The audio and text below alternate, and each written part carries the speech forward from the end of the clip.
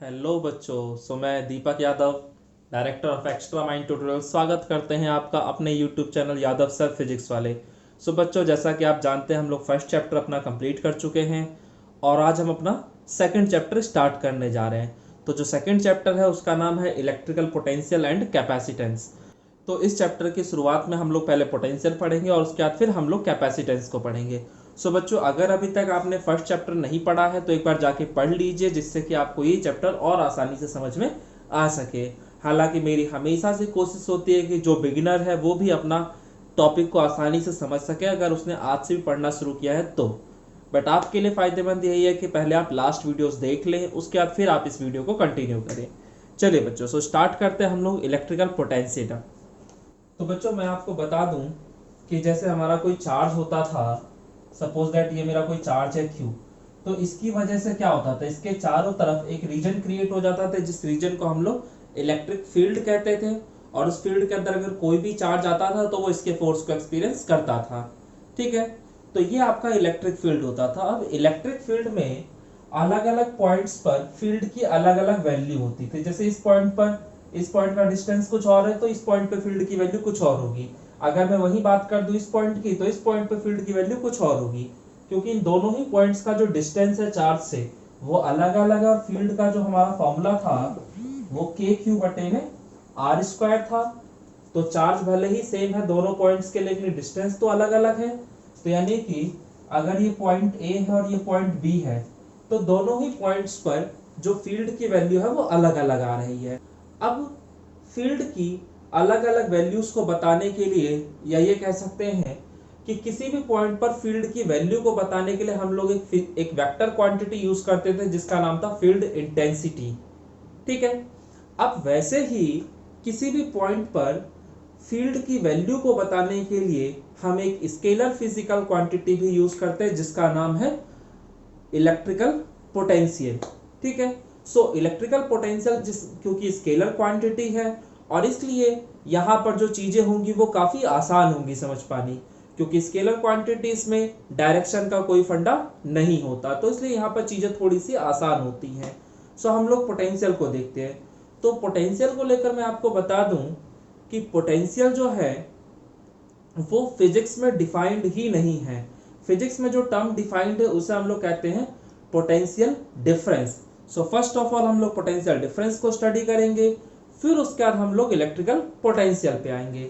हमारा जो पहला टॉपिक हो गया इस तरीके से वो हो गया पोटेंशियल डिफरेंस।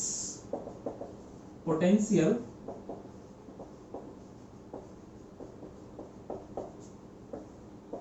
डिफरेंस। बच्चों, अगर कोई आपसे बोल दे कि जैसे ये पॉइंट और ये पॉइंट, दोनों ही पॉइंट्स का डिस्टेंस जो है चार्ज से अलग अलग है, इसका मतलब दोनों ही जगह पे पोटेंशियल की जो वैल्यू होगी वो अलग अलग होगी।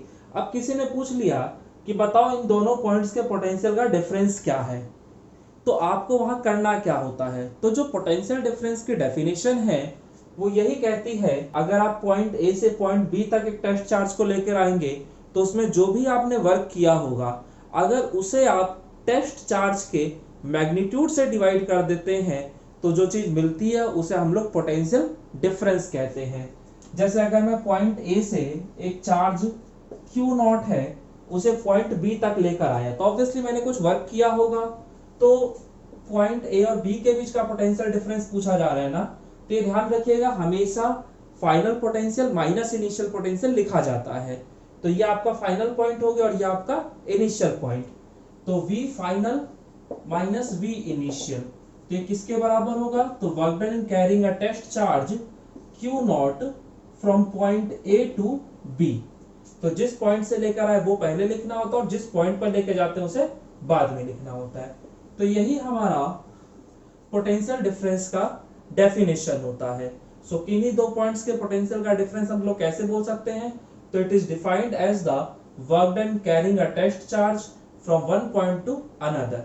तो एक पॉइंट से दूसरे पॉइंट तक ले जाने का जो भी हमारा वर्क डन होगा एक टेस्ट चार्ज को, उसे अगर हम टेस्ट चार्ज के मैग्नीट्यूड से डिवाइड कर देते हैं तो जो चीज हमें मिलती है उसी को हम लोग पोटेंशियल डिफरेंस कह देते हैं। ठीक है, ये इतनी कहानी आप लोग को समझ में आ रही होगी। तो बच्चों यहाँ पे हमें कुछ पॉइंट्स हैं जो नोट डाउन कर लेने चाहिए। तो उसमें सबसे पहला पॉइंट क्या है कि charge should be moved very slowly so that its velocity remains constant, that is kinetic energy should be constant. यानी कि हम जो चार्ज को लेकर जा रहे थे एक पॉइंट से दूसरी पॉइंट तक, वो हमें बहुत स्लोली स्लोली लेकर जाना है, जिससे कि उसकी वेलोसिटी जो हो वो कांस्टेंट हो। तो ये हमारी पहली कंडीशन होती है। जब हमसे कोई भी पूछता है कि भाई किन्हीं दो पॉइंट्स के बीच का पोटेंशियल डिफरेंस बताइए, तो हम लोग का काम क्या होता है कि किसी एक पॉइंट से दूसरे पॉइंट तक टेस्ट चार्ज को लेकर जाते हैं और उसमें वर्क डन देखते हैं। तो वो जो वर्क डन हमें करना है वो बहुत ही स्लोली स्लोली करना है, यानी कि हम जो बॉडी को लेकर जाएंगे वो बहुत ही स्लोली स्लोली लेकर जाएंगे, जिससे कि उसकी जो काइनेटिक एनर्जी हो वो हमेशा कांस्टेंट रहे। अब काइनेटिक एनर्जी को कांस्टेंट रखने के लिए हमें करना क्या पड़ता है, तो वो मैंने सेकंड पॉइंट में आपको बताया है। तो उसमें मैंने क्या लिखा है, to move the charged particle with constant velocity acceleration should be equal to 0। अगर आप चार्ज पार्टिकल को एक कांस्टेंट वेलोसिटी से मूव कराना चाहते हैं तो सीधा सा फंडा एक्सेलरेशन वहां क्या आ जाएगा, 0 आ जाएगा, क्योंकि आपको पता है कि एक्सेलरेशन होता था rate of change of velocity with respect to time. तो वेलोसिटी जितना तेजी से चेंज करेगी समय के साथ, आपका एक्सेलरेशन उतना ही ज्यादा होगा। तो अगर वेलोसिटी चेंज ही नहीं कर रही तो एक्सेलरेशन होगा ही नहीं, यानी एक्सेलरेशन की वैल्यू 0 आ जाएगी। तो बात समझ में आ रही है कि अगर मैं चार्ज पार्टिकल को एक कांस्टेंट वेलोसिटी से मूव कराऊंगा तो वहां पे मेरा जो एक्सेलरेशन आएगा वो हमेशा 0 होगा। और एक्सेलरेशन 0 होने का मतलब है कि आपका जो नेट फोर्स हो वो 0 हो, क्योंकि जब तक फोर्स 0 नहीं होगा तब तक आपका एक्सेलरेशन 0 नहीं होगा। तो यानी कि आपका जो यहाँ पे नेट फोर्स होना चाहिए चार्ज पार्टिकल के ऊपर वो हमेशा 0 होना चाहिए। तो अब चार्ज पार्टिकल पर नेट फोर्स 0 होगा कब, तो आप इस बात को जानते हैं कि अगर चार्ज पार्टिकल आपका इलेक्ट्रिक फील्ड में रखा हुआ है तो वो उसकी वजह से फोर्स एक्सपीरियंस कर रहा होगा, इलेक्ट्रिकल फोर्स एक्सपीरियंस कर रहा होगा। तो जितना उस पर इलेक्ट्रिकल फोर्स लग रहा होगा उसी के अपोजिट डायरेक्शन में उतना ही मुझे एक्सटर्नल फोर्स लगाना पड़ता है। तो ये ध्यान रखिएगा, जब मैं चार्ज पार्टिकल को लेकर जाऊंगा तो वहां जो मुझे एक्सटर्नल फोर्स लगाना होगा वो किस डायरेक्शन में लगाना है, तो जिस डायरेक्शन में आपका इलेक्ट्रिकल फोर्स लग रहा होगा उसके जस्ट अपोजिट। तो जितना इलेक्ट्रिकल फोर्स इधर लग रहा होगा उसके जस्ट अपोजिट आप एक्सटर्नल फोर्स लगा देंगे, ठीक है, बराबर मैग्नीट्यूड का। तो इस तरीके से मुझे समझ में आ गया कि मेरा जो एक्सटर्नल फोर्स का वैल्यू होगा वो हमेशा इलेक्ट्रिकल फोर्स के ही बराबर होगा, बस डायरेक्शन अपोजिट हो जाएगी, इससे ज्यादा कोई चेंजेस नहीं आने वाले हैं, ठीक है। अब एक और पॉइंट यहाँ पे ध्यान रखने वाला है और वो ये है कि आपका जो इलेक्ट्रिकल फोर्स होता है वो कैसा होता है, तो वो कंजर्वेटिव होता है। सो कंजर्वेटिव में आपको पहले भी कई बार बता चुका हूं कि हम किस फोर्स को कंजर्वेटिव कहते हैं, तो वो फोर्स जिसके द्वारा किया हुआ वर्क डन पाथ इंडिपेंडेंट हो। पाथ इंडिपेंडेंट का मतलब क्या है कि अगर आपके पास कोई चार्ज पार्टिकल है और उसे आप पॉइंट ए से बी तक लेकर जा रहे हैं, तो चाहे आप इस रास्ते से लेकर जाइए, चाहे आप इस रास्ते से, और चाहे आप इस रास्ते से, यानी किसी भी रास्ते से लेकर जाइए, आपके वर्क डन का वैल्यू हमेशा सेम आना चाहिए। तो हमने क्या देखा कि अगर इलेक्ट्रिकल फोर्स लग रहा है किसी बॉडी पे तो वहां जो वर्क डन आता था वो हमेशा सेम आता था। सो वहां से मैं समझ गया कि भाई मेरा इलेक्ट्रिकल फोर्स जो होता है वो कंजर्वेटिव फोर्स होता है। तो क्योंकि हमारा इलेक्ट्रिकल फोर्स एक कंजर्वेटिव फोर्स है, इसलिए उसके अपोजिट डायरेक्शन में और इक्वल मैग्नीट्यूड का जो फोर्स लगेगा वो भी कंजर्वेटिव होगा, यानी कि एक्सटर्नल एजेंट के द्वारा लग गया हुआ फोर्स जो होगा वो भी आपका कंजर्वेटिव फोर्स होगा, ठीक है। सो इस चीज को ध्यान रखिएगा। यहाँ पे एक और पॉइंट जो आपके ध्यान रखने का होता है वो यही है कि किसी भी क्लोज्ड लूप के अंदर एक कंजर्वेटिव फोर्स के द्वारा किया हुआ वर्क डन हमेशा 0 के बराबर होगा, ठीक है। यानी किसी बॉडी पर अगर कंजर्वेटिव फोर्स लग रहा है और आप उस बॉडी को एक क्लोज्ड लूप में घुमा दें तो वहां पे जो आपका वर्क डन आएगा वो हमेशा 0 के बराबर होगा। जैसे मैं आपको अगर समझाऊं, जैसे आपका एक बॉडी है, उसको मैं पॉइंट ए से पॉइंट बी तक लेकर गया, ठीक है, पॉइंट ए से पॉइंट बी तक ले गया, तो मैंने कुछ ना कुछ वर्क किया होगा। और अब उसी बॉडी को अगर मैं पॉइंट बी से वापस पॉइंट ए पे ले आऊं तो जहां से चला था मैं घूम फिर के वापस वहीं पहुंच गया, इसका मतलब मैंने एक क्लोज लूप कंप्लीट कर लिया। तो एक क्लोज लूप में कंजर्वेटिव फोर्स के द्वारा जो वर्क डन होता है उसका सम हमेशा 0 के बराबर होता है। यानी कि मैं कह सकता हूं कि इन अ क्लोज्ड लूप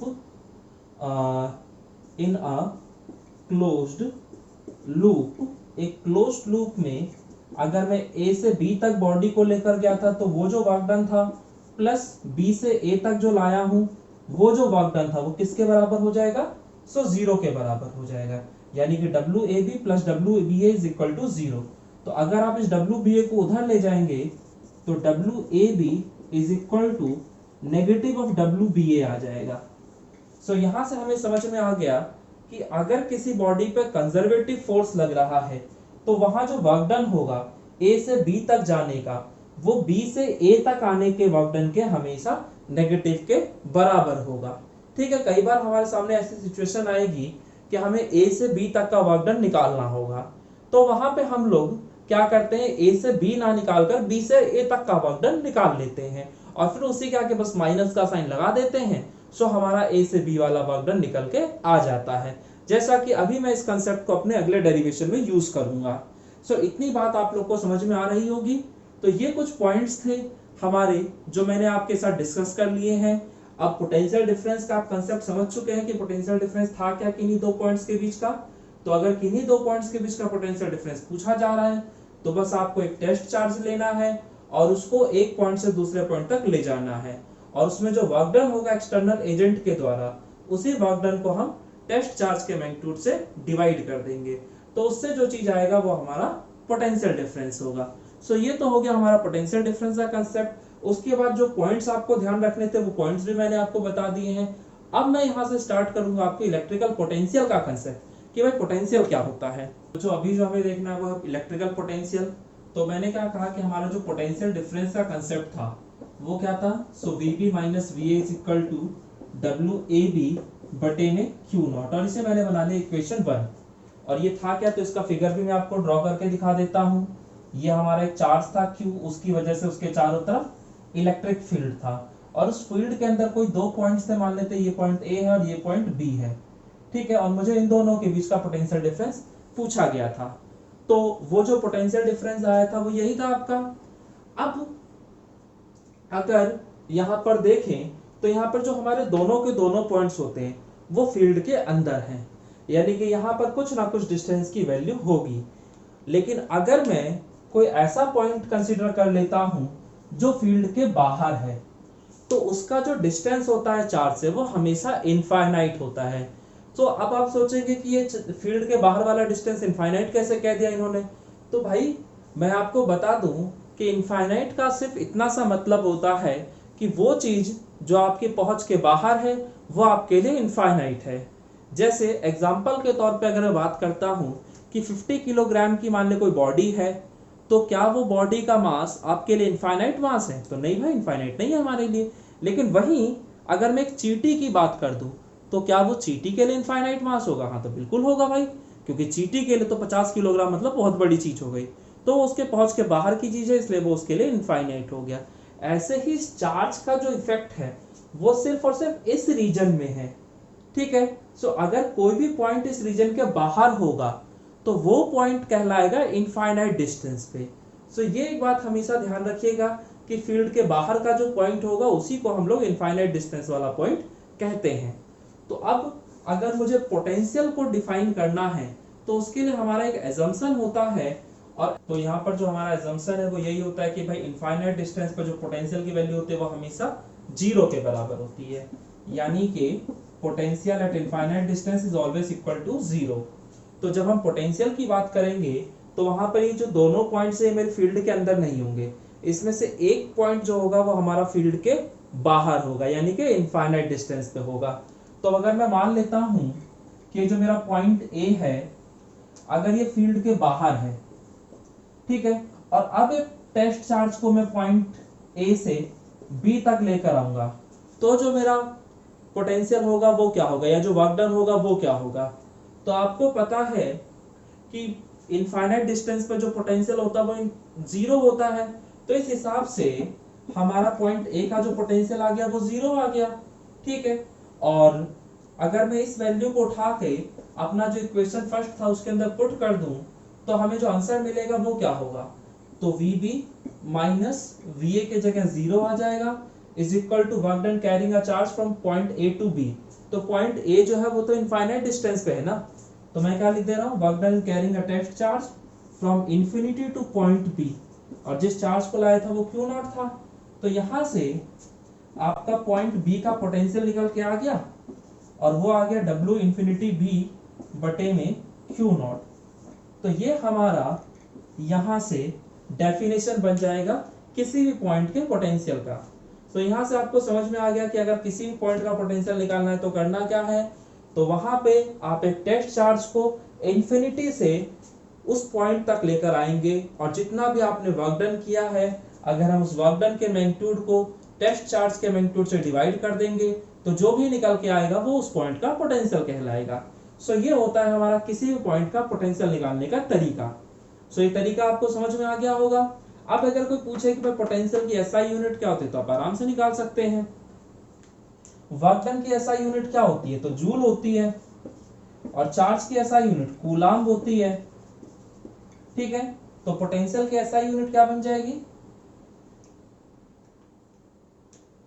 तो its SI unit is joule per coulomb, capital C use करता है, जूल पर कूलाम्ब, या फिर इसे हम और एक चीज लिख सकते हैं, वोल्ट। तो ये जो आपने एसआई यूनिट्स पढ़ी होंगी या आपने क्लास 9th और 10th में भी पढ़ ली होंगी। सो ये आपका एसआई यूनिट का कंसेप्ट हो गया। तो ये मोटा मोटा आपका पोटेंशियल निकालने का मैंने तरीका बता दिया कि भाई पोटेंशियल कैसे निकलता है। अब अगर कोई कहता है कि आप किसी पॉइंट पर पोटेंशियल को डेराइव कीजिए, यानी कि हम बात कर रहे हैं डेरिवेशन की, तो इसका डेरिवेशन कैसे होगा वो भी एक बार देख लेते हैं। सो बच्चों, हमारा जो टॉपिक है वो electrical potential at any point due to a point charge, यानी एक पॉइंट चार्ज की वजह से हमें किसी पॉइंट पर पोटेंशियल निकालना है। तो जिस भी चार्ज की वजह से निकालना है वो चार्ज हमेशा आपको गिवन होगा। सो मान लेता हूँ इस चार्ज की वजह से निकालना है, तो ये चार्ज आपको दे रखा होगा। इस चार्ज की वजह से जिस पॉइंट पे निकालना है उस पॉइंट का आपको डिस्टेंस भी दे रखा होगा, यानी कि यहाँ पर दो चीजें आपको गिवन होंगी, एक तो जिस चार्ज की वजह से निकालना है वो चार्ज, दूसरा जिस डिस्टेंस पे निकालना है वो डिस्टेंस। सो ये दो चीजें गिवन होगी और इसके हिसाब से हमें पोटेंशियल की वैल्यू को फाइंड आउट करना होगा। सो ये हमारा पॉइंट पी है। तो बेसिक जो डेफिनेशन थी मेरी वो क्या कहती थी कि हम एक चार्ज लेंगे, टेस्ट चार्ज, और उसे इंफिनिटी से लेकर इस पॉइंट पी तक लाएंगे, और जितना भी हमारा वर्क डन होगा उसे टेस्ट चार्ज के मैग्नीट्यूड से डिवाइड कर देंगे, हमारा पोटेंशियल निकल के आ जाएगा। तो हमें क्या करना था, तो हमें कहीं इंफिनिटी से लेकर आना था। सो मुझे इंफिनिटी से लेकर इस पॉइंट तक आना है टेस्ट चार्ज को, और देखना है कि कितना वर्क डन होता है। तो पहले तो हम ये चेक कर लेते हैं कि यहाँ जो वर्क डन है वो एक वेरिएबल फोर्स के द्वारा है या कांस्टेंट फोर्स के द्वारा। ठीक है, अगर कांस्टेंट फोर्स के द्वारा है तो कोई टेंशन ही नहीं, सीधा फोर्स को डिस्प्लेसमेंट से मल्टीप्लाई करो, आंसर आ गया। लेकिन अगर वेरिएबल फोर्स के द्वारा है तो वहां सबसे पहले हम लोग क्या करते हैं, एक बहुत ही स्मॉल डिस्टेंस के लिए वर्क डन निकालते हैं, और वो डिस्टेंस इतना स्मॉल होता है जिसके लिए हम अपने फोर्स को कांस्टेंट मान सकें। ठीक है, ये बात सच है कि जैसे जैसे मैं चार्ज के पास आता जाऊंगा वैसे वैसे फोर्स बढ़ता चला जाएगा, यानी कि फोर्स यहाँ पर एक वेरिएबल फोर्स है, लेकिन फिर भी मैं उस वेरिएबल को एक बहुत स्मॉल डिस्टेंस के लिए कांस्टेंट मान सकता हूँ। जैसे मैंने आपको पहले भी एग्जांपल दिया होगा कि हमारा जो कैलेंडर है उसमें जो डेट होती है वो डेली चेंज होती है। जैसे आज 20 तारीख है तो कल 21 हो जाएगा, परसों 22 हो जाएगा, फिर 23 हो जाएगा, फिर 24 हो जाएगा, यानी डेट डेली चेंज होने वाली चीज है। लेकिन फिर भी आज 24 घंटे तक तो वही डेट रहेगी ना जो आज है। सो बात समझ रहे हैं? तो भले ही कोई चीज वेरी कर रहा हो लेकिन उसको भी हम एक स्मॉल ड्यूरेशन ऑफ टाइम के लिए या एक स्मॉल डिस्टेंस के लिए कांस्टेंट मान सकते हैं। ठीक है, तो हमारे को पता था कि हमारा वेरिएबल फोर्स है, तो इसलिए हमें पहले एक स्मॉल डिस्टेंस के लिए वर्क डन निकालना होगा। ठीक है, तो अगर मैं एक पॉइंट ये ले लेता हूं और एक पॉइंट ये ले लेता हूं, और ये मान लेता हूं कि दोनों पॉइंट जो है बहुत पास पास हैं, यानी कि dx डिस्टेंस पे है, और चार्ज से जो दूरी है इन पॉइंट्स की वो x है। ठीक है, अब चाहे आप a की दूरी मानो और चाहे b की मानो, दोनों की ही दूरी पॉइंट O से, अगर इस पॉइंट को मैं O मान लेता हूं तो पॉइंट O से कितना है, x दूरी है। ठीक है, अगर आप बंबई से चले हैं और बंबई से चल के आप अपने किसी दोस्त से मिलने आए लखनऊ, तो लखनऊ में चाहे आप इस दोस्त से मिलिए और चाहे उसके 2 घर छोड़कर किसी दूसरे दोस्त से मिलिए, लगभग जो दूरी होगी बंबई से इन दोनों दोस्तों के घर की बराबर ही होगी। समझ में आ रहा है क्यों? क्योंकि ये जो दोनों पॉइंट्स के बीच का गैप है वो इस डिस्टेंस की तुलना में बहुत छोटा है। इस वजह से यहां से चाहे आप यहां तक का दूरी देखिए, चाहे उससे कदम आगे बढ़कर दूरी देखिए, वो दोनों के लिए दूरी की वैल्यू हमेशा x ही रहेगी। ठीक है। अच्छा, अब मैं आपको इसका पहले डेफिनेशन लिख देता हूं। सो डेफिनेशन क्या था, मतलब जो डेफिनेशन के हिसाब से फॉर्मूला था वो क्या था, तो as per the definition, so definition के हिसाब से पॉइंट P का जो हमारा पोटेंशियल होगा वो होगा work done in carrying a charge from infinity to point P। ठीक है, यही हमारा था। अच्छा, अब आपको पता है कि यहाँ पर जो हमारा फोर्स लग रहा है वो एक कंजर्वेटिव फोर्स है, तो क्योंकि force applied by the external agent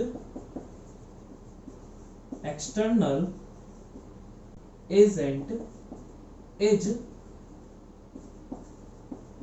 conservative, क्योंकि एक्सटर्नल एजेंट के द्वारा जो फोर्स लग रहा है हमारा वो कंजर्वेटिव है। और क्योंकि एक क्लोज्ड लूप की अगर मैं बात कर देता हूं तो in a closed loop work done in carrying a test charge from infinity to point P plus work done in carrying a charge from point P to infinity is always equal to 0। भाई अगर एक closed loop है तो closed loop में चाहे आप infinity से एक चार्ज को पॉइंट P तक लाइए और चाहे आप P से इंफिनिटी तक ले जाइए, दोनों ही वर्क डन का जो सम आएगा वो हमेशा 0 होगा। क्यों? क्योंकि यहाँ पे जो फोर्स लग रहा है वो एक कंजर्वेटिव फोर्स है, और एक कंजर्वेटिव फोर्स के द्वारा जो वर्क डन का सम होता है किसी भी क्लोज्ड लूप में वो हमेशा 0 होता है, जो कि अभी थोड़ी देर पहले मैंने आपके साथ डिस्कस किया था। ठीक है, तो इन दोनों का सम 0 हो गया, तो यहां से W infinity to P is equal to क्या आ जाएगा, so negative of P to infinity, और इसे मैं बना ले रहा हूं इक्वेशन सेकेंड। तो देखो बच्चों, अब अगर मुझे ये निकालना है तो मैं चाहूं तो ये भी निकाल सकता हूं, कोई इश्यू नहीं है। तो मैं क्या कर रहा हूं, इस वैल्यू को W इंफिनिटी P की वैल्यू को इक्वेशन फर्स्ट में पुट कर देता हूं। सो put the value of this in equation first, put the value of equation second in equation first. तो अगर इस वैल्यू को यहां डाल दिया जाए तो अभी जो मेरा फॉर्मूला बन जाएगा वो इंफिनिटी P की जगह माइनस का P इंफिनिटी आ जाएगा बटे में Q नॉट। तो इसे मैंने बना दिया इक्वेशन थर्ड। सो अब मैं अगर पोटेंशियल निकालना है तो मैं ऐसे निकाल सकता हूँ। ठीक है, निकाल मैं किसी भी तरीके से सकता था, कोई दिक्कत नहीं थी, लेकिन मैं ये वाला तरीका चूज कर रहा हूँ क्योंकि इसमें मुझे लगता है कि ज्यादा मैं कंफर्टेबल रहूंगा।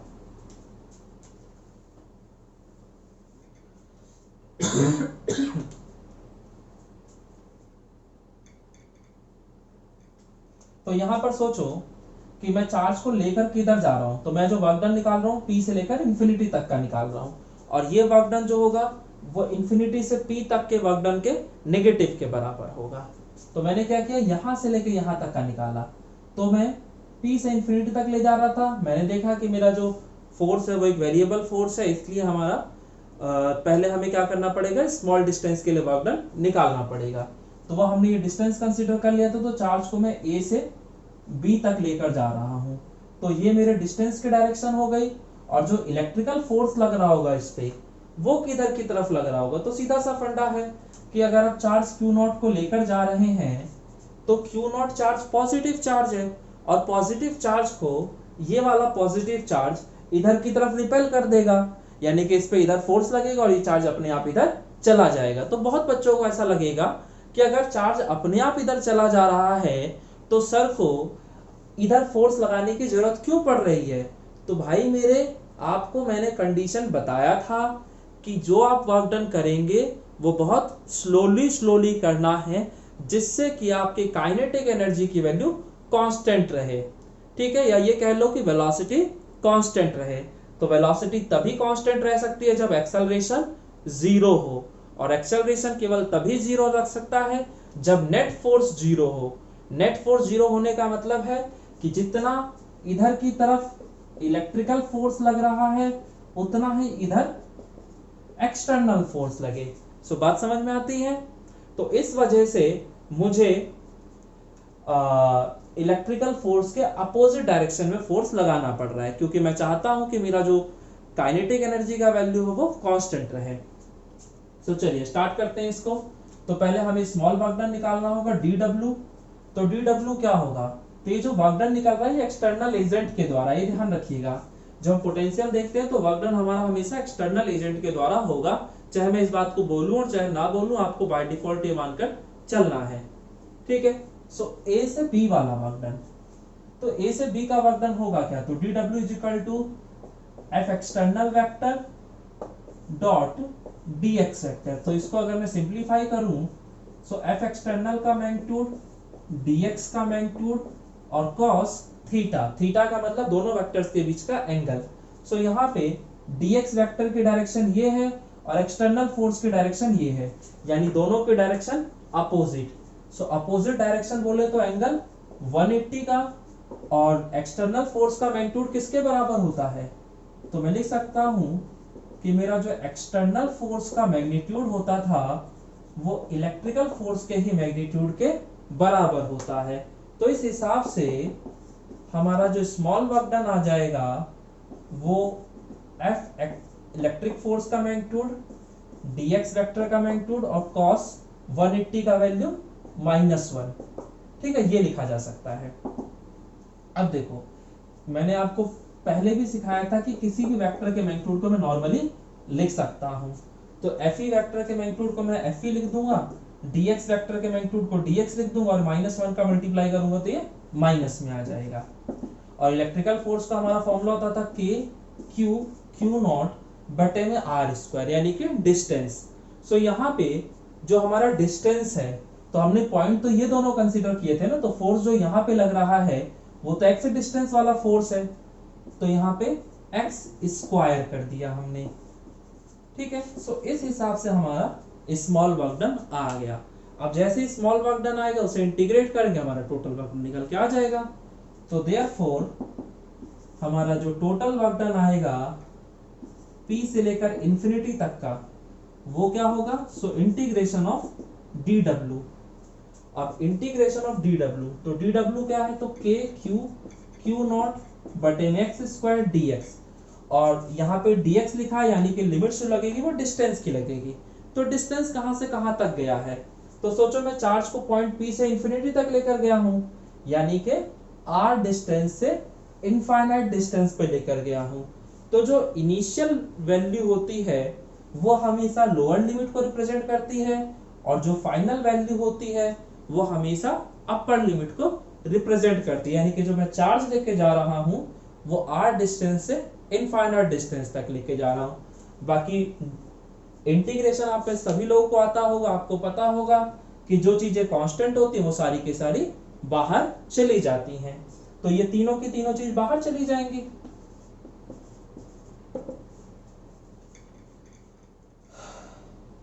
तो k q नॉट तो हमारा बाहर चला गया, बचा है इंटीग्रेशन ऑफ dx बटे में x square from distance r to infinite. ये आ गया आपका। अच्छा, यहाँ पे ये हमारा नेगेटिव का साइन छूट गया था, तो इसको हम लगा लेते हैं। ठीक है, तो ये माइनस का साइन बाहर चला जाएगा, तो ये माइनस में आ रहा है आपका। ठीक है, सो negative of k q not. अब इस x को अगर मैं ऊपर ले जाऊंगा तो उसके पावर का जो साइन है वो चेंज हो जाएगा। सो ऊपर जाके हो जाएगा x की power -2 dx from r distance to infinite distance. So minus का k q नॉट और इंटीग्रेशन ऑफ x की power n dx is equal to x की पावर n+1 बटे में n+1। ठीक है, ये बेसिक इंटीग्रेशन था जो आपको आना चाहिए।